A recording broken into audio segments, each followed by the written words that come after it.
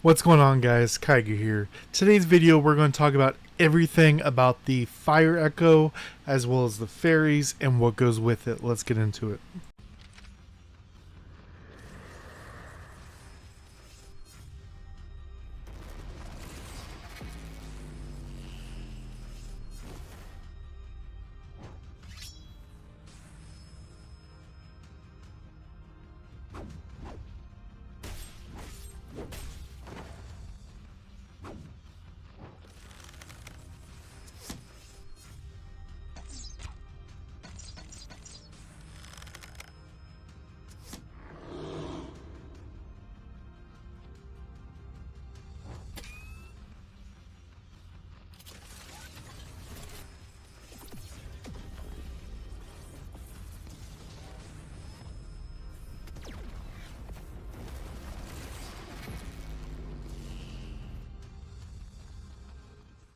Alright guys, this is going to be the first installment of this series. I'm going to be doing all four elements plus holy. Let me know feedback down below and that will change the other ones as we go. So first what we're going to look at is what the big change is with the echo. What is required to get that, if it's important, and then we're going to talk about each of the fairies, what star level they need to do their thing, where to use them at, as well as generations and cores.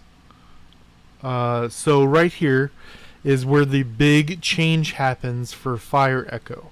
It always has the crit rate, crit damage, and then here at level 3 it gets the block ignore. Then at level 4 it gains the extra ability that always crits on damage and then gains max HP. This caused a big uproar in the community because all the fire fairies up to this point were strictly damage focused and didn't really care about the HP. Now this opens up other playstyles for fire, and you'll see that as we look at the newer fire fairies. You have Ixoria that gives you max HP when you cast her skill. You have Winter Cherry that reduces incoming damage, allowing you to have this kind of crit rate, crit damage, as well as be a little bit more tanky. Obviously you would want a more damage stat, but it's not terrible to have that HP, especially as we'll see as we talk about later down the line. Now the big one we gotta talk about is once we go up all the way to level 7, which has the same numbers for the top 3, but scales all the way up to 17% max HP and a 250% damage AoE guaranteed crit. So it's actually more than that because you have the 50% crit damage. So you're going to want to use this with classes that want to crit. The 3 that come to mind are Priest, that gives attack buff, crit buff, as well as Marksman that gives crit rate, crit damage buff, as well as Armor, whose passive gives crit rate, crit damage. So all 3 of these are things to think about when you're talking about fire. Another one that's going to be interesting to talk about will be Gladiator because of the max HP. And remember, HP is attack. So instead of this saying 17% max HP, this could say plus 4% attack. So that's an interesting thing to add on if you want to do a damage version of Gladiator. Now going on into the individual fairies, a lot of you know what these do, but I'm going to do a quick run through of their abilities, talk about where to use them, and how they mesh with the other fairies and the classes. So first is what we call Gen 1, the first generation of fairies. Chestnut Rose. She swings her sword, deals damage, and increases damage to monsters weak to fire by 20%. This is a PvE fairy. She does an okay amount of damage, but her main thing is going to be this 20% damage amp. And then what I looked all the way down, what we're looking for is generally, as we'll see at the later generation of fairies, level 5 and level 8 usually has a bonus effect, which is why I say for the holy, which is going to be a big thing once we get there, the level 5 is generally where you want to be at, which ends up being somewhere between red 1 and red 3, which generally adds a whole extra effect to your ability. And then level 8 either is just a big damage boost or also adds an effect, but that is all the way at max star rank, and that is usually out of the way for a lot of people. But this is generally a good PvE fairy. You're obviously using it against monsters weak to fire. You want to use Chestnut Rose first so that all the other ones will do 20% more damage. Then we go to Anathria. Big damage. Weaken, meaning they can't regenerate HP for 5 seconds. And it'll deal 80% more damage if they're under 40%. This is an execute type skill, as well as you can strictly just use it as a anti-heal if you need to. This is a great PvE and PvP fairy. I mean, monsters under 40% HP, especially guild boss or something, it's a great rotation fairy for that, especially as we'll talk about later with Winter Cherry. Fire is always relevant in PvE, just how it works right now, as well as PvP, anti-heal, and possible kill shot. Then we have Rose. Rose is going to be very, very important when we talk about Dahlia later. Rose and or Diablo. And it silences them for 1.5 seconds every 5 seconds. Now, it silences them also, damage over time, but that's kind of... The amount of damage shouldn't be a big deal, but if it is, I mean, you're obviously already bigger than them by a lot. But it's initial silence, then 5 seconds later silence, and then, if you timed it well, an additional silence at the end of it. It's 1.5 seconds, so it's hard to time things with. But when we talk about Diablo, it's a longer silence, and it's all at one time. Then we have Exoria. Exoria is a very, very interesting one, especially for that max HP kind of situation we were just talking about. There's going to be two very important things with Exoria as we go. She's going to take 25% of your current HP. So if you're at a lower HP, it takes less. It's going to give you the Dragon Blood, which is going to do damage. And then the Dragon Blood is what we're actually here for. Increase your max HP by 20%. And gives you attack for 1.5% of your max HP.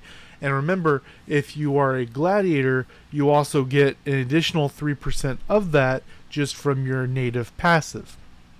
And restores 3% of lost HP every 2 seconds. And remember, it lasts for 10 seconds. So this is going to be 5 times 15% of your missing HP after taking 25% of your current HP.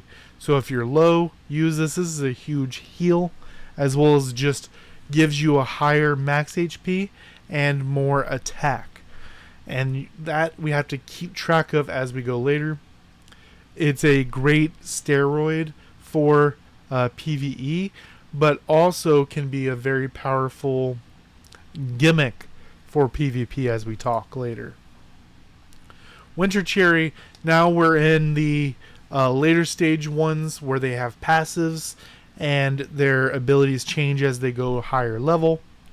So here, literally worded exactly like rigidity, as well as giving you immune to knock up, knock back, and draw effects. Only once every 30 seconds, scales up as you level it. And then the ability. So the ability effectively does flammability and flame amplification.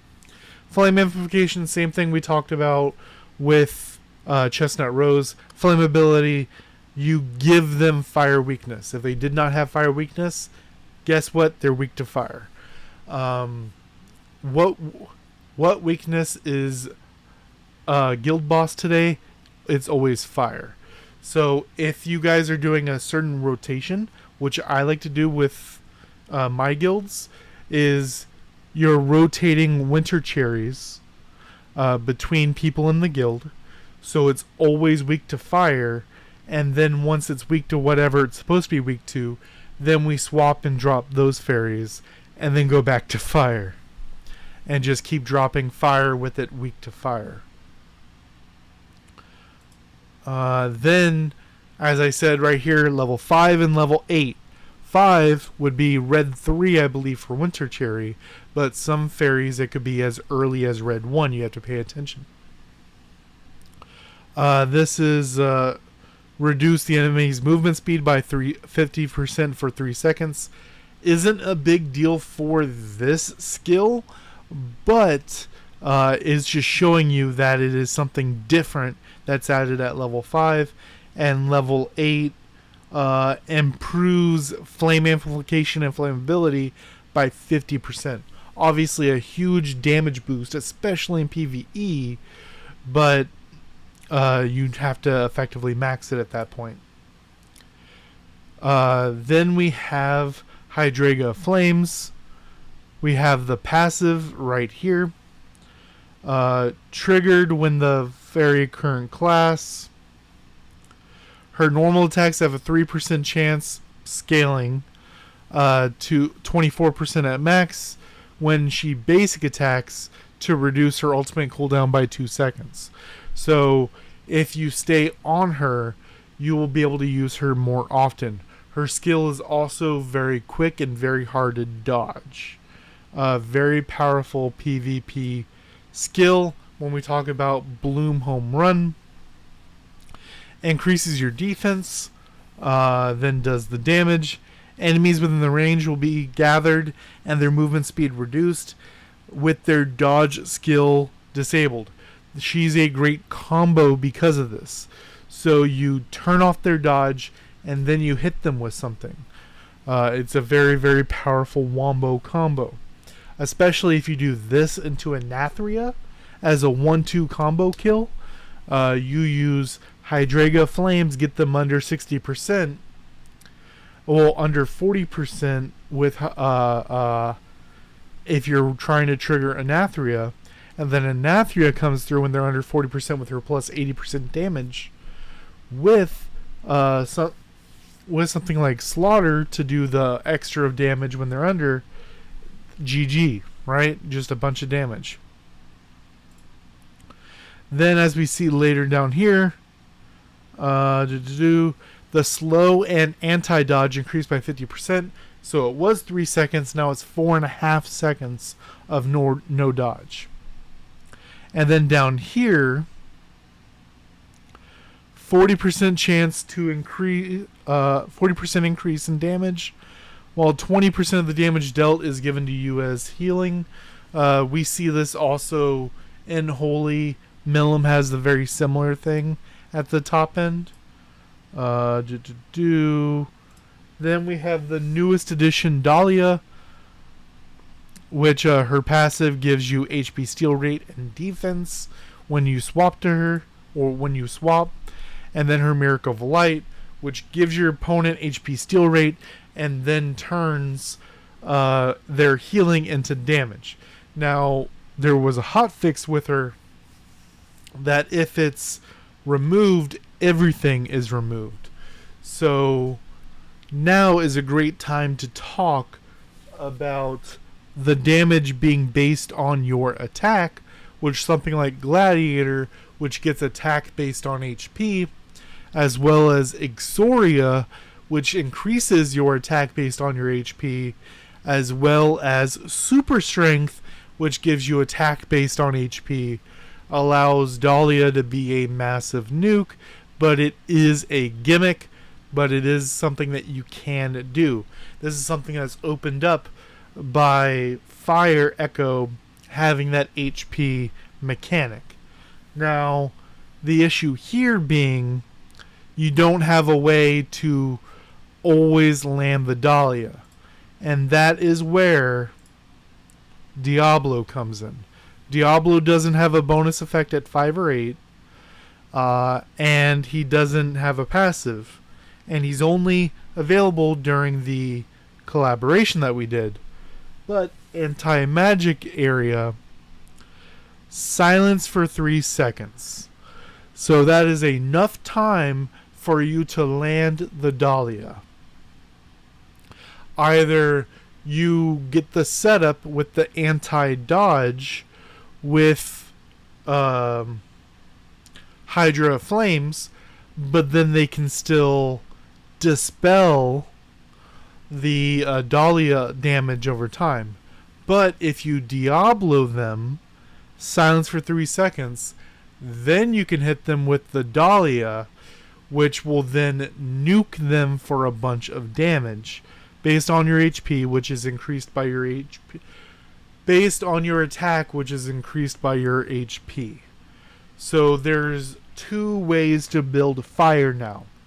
You can build fire this very bursty style, flat damage, crit damage, or you have this scaling HP attack combo-y situation over here.